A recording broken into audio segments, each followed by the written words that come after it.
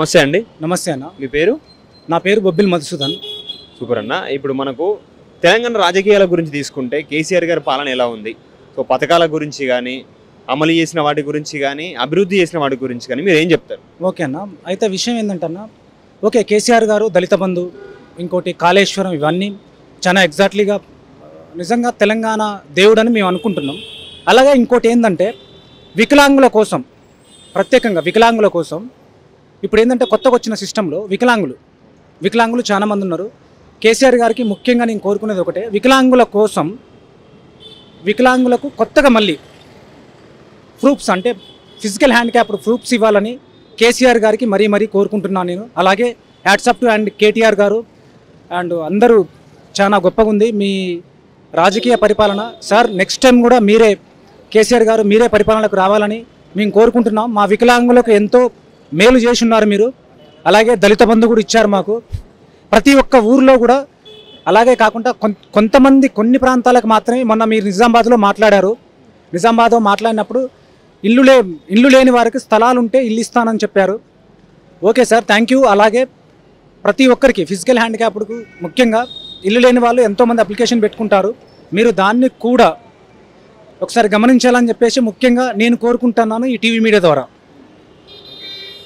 Next అంటే ఇప్పుడు వికలాంగులకు ఇంతకుముందు చేసిన సాయం చాలానే ఉంది ప్రభుత్వం తరపు నుంచి. సో అంటే ఇంతకు ముందున్న ప్రభుత్వాలు చాలా వికలాంగులకు చాలా రకాల హెల్ప్ చేశాయి.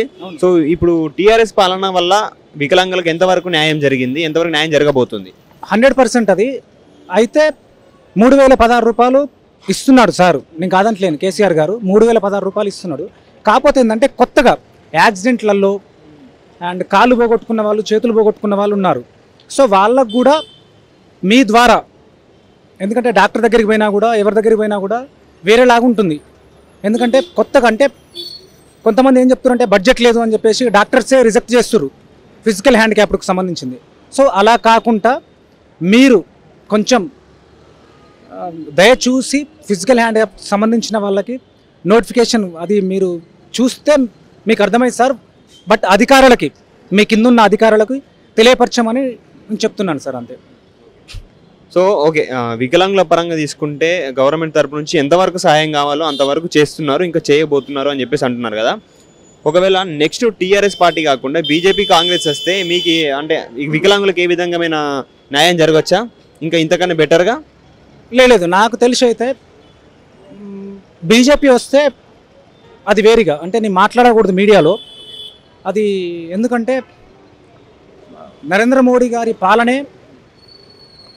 వ్యర్థమైన పాలన అయింది, వ్యర్థమైన పాలన నరేంద్ర మోడీ గారిది. ఎందుకంటే ఆయన ఏమున్నా సరే ప్రతి ఒక్కరిని కులంతో చూస్తున్నాడు.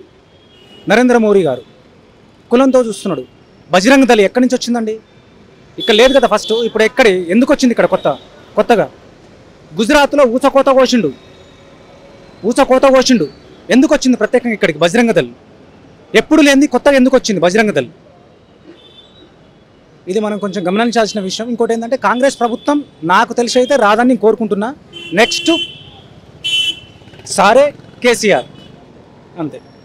సో ఇప్పుడు ఏంటి అంటే రాష్ట్ర వ్యాప్తంగా తనంటే ఏంటో ప్రూవ్ చేసుకున్నారు కేసీఆర్ గారు. ఇప్పుడు దేశవ్యాప్తంగా వెళ్ళడానికి రెడీగా ఉన్నారు.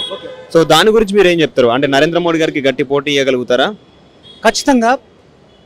కాకపోతే ఈ టైంలో ఇవ్వలేడు, ఇంకొంచెం టైం పడుతుంది.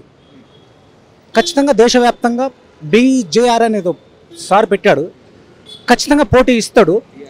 బీఆర్ఎస్ అదే ఖచ్చితంగా పోటీ ఇస్తాడు. కాకపోతే ఏంటంటే కొంచెం టైం పడుతుంది. ఇప్పుడు కాదు టైం, ఎందుకంటే దానికంటే కొంచెం టైం ఉంటుంది, సపోర్ట్ ఉండాలి, ఎంతోమందితో మాట్లాడాలి. సార్ అన్న కేటీఆర్ గారు ఉన్నారు, ఇక అందరి ఆలోచన విధానాలు తెలుసుకొని విధానంతో పాటు ముందుకు నడవాలి. సో అంటే ప్రజెంట్ కేసీఆర్ గారు సీఎంగా ఈ రెండు అంటే 5-10 సంవత్సరాలు పాలించేశారు.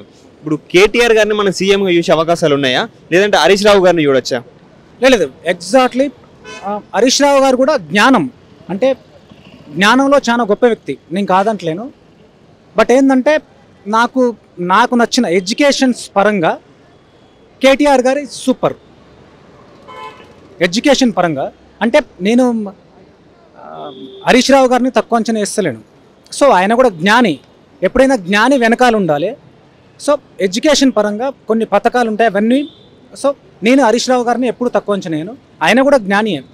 సో అలా కాకుండా మనం గెలవాలి అంటే ముందు ఒక యువత ఏం చేస్తుంది అనేది కేసీఆర్ గారి కొడుకు ముందుంటే ఖచ్చితంగా ఈ స్టేట్ ఇంకో వేరే లెవెల్ పోద్ది అనేది నా ఉద్దేశం.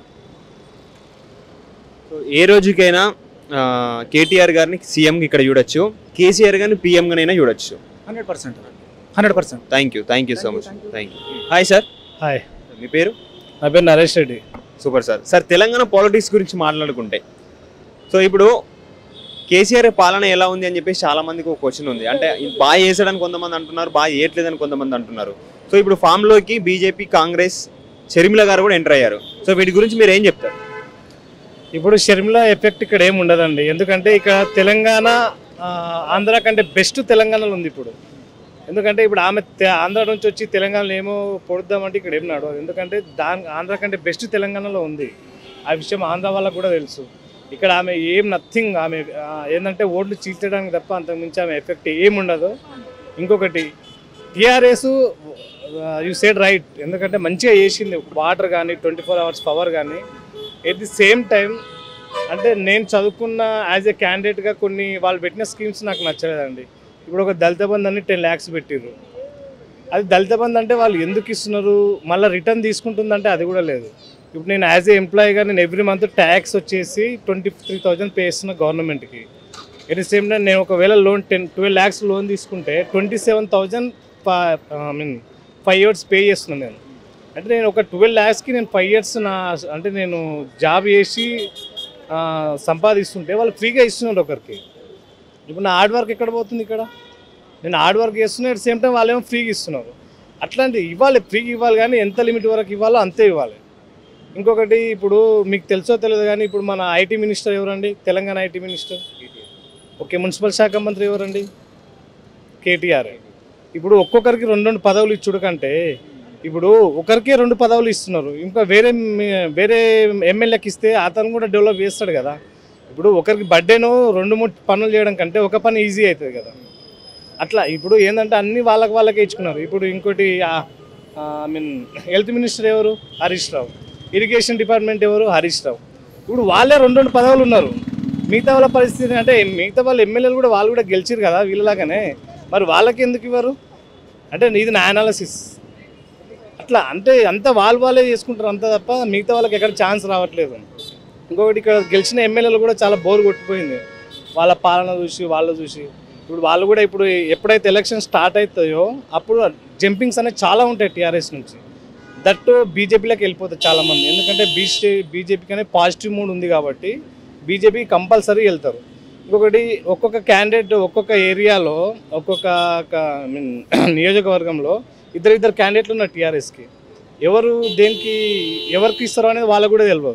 అప్పుడు ఏమవుతుంది, ఇక్కడ క్యాండిడేట్ అక్కడ క్యాండిడేట్ ఇక్కడ జంప్ అవుతారు తప్ప టీఆర్ఎస్ నుంచి జంపింగ్స్ ఎక్కువ ఉంటాయి, అంతకుమించి ఏముండదు.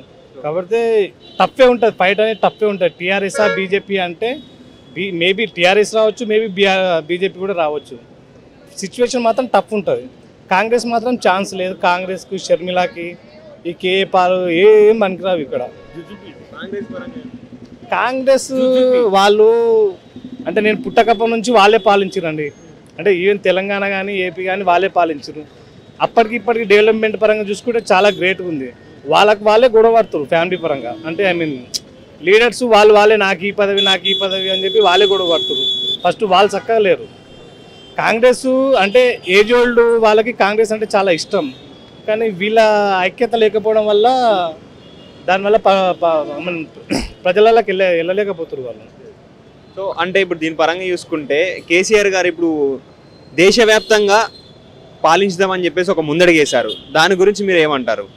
డెఫినెట్గా అండి. ఇప్పుడు ఒకటి ఇనిషియేషన్ తీసుకున్నప్పుడు ఆయన ఒక తెలంగాణ అనేది ఇనిషియేట్ తీసుకుండు, అది సక్సెస్ అయింది. సక్సెస్ అయినందుకే సెకండ్ టర్మ్ కూడా ఆయన సీఎం అయ్యిండు. ఇప్పుడు ప్రతి ఒక్కరు ఇదే నేను ఇంతే గ్రో కావాలని చెప్పి ఉంటారు కదండి. కామన్గా ఇప్పుడు అట్లంటే మోడీ గారిని తీసుకోండి, 4 సార్లు గుజరాత్లో ముఖ్యమంత్రి అయ్యిండు, తర్వాత బీజేపీ నుంచి ప్రధానమంత్రి అయ్యిండు. ఎవరికైనా గ్రోత్ అనేది ఉంటుంది కదా, అక్కడికే అయిపోవాలని లేదు కదా.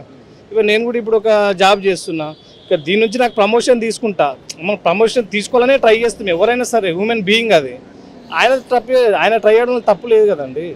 అది గెలుస్తాడా ఓడతాడా అనేది సెకండరీ, ప్రయత్నం అయితే చేస్తుంది కదా, లెట్ హిమ్ ట్రైనా. ఫైనల్ క్వశ్చన్, కేటీఆర్ గారిని సీఎంగా చూడొచ్చా మన తెలంగాణ రాష్ట్రానికి? కేటీఆర్ గారికి ఒకవేళ నెక్స్ట్ టర్మ్ టీఆర్ఎస్ రాకపోయినా సరే ఆయనను పిలిచి మరీ ఐటీ మినిస్టర్గా మాత్రం కూర్చోబెట్టొచ్చు అండి.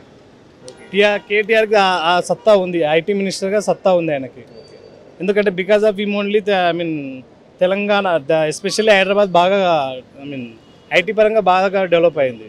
Thank you so much. Thank you.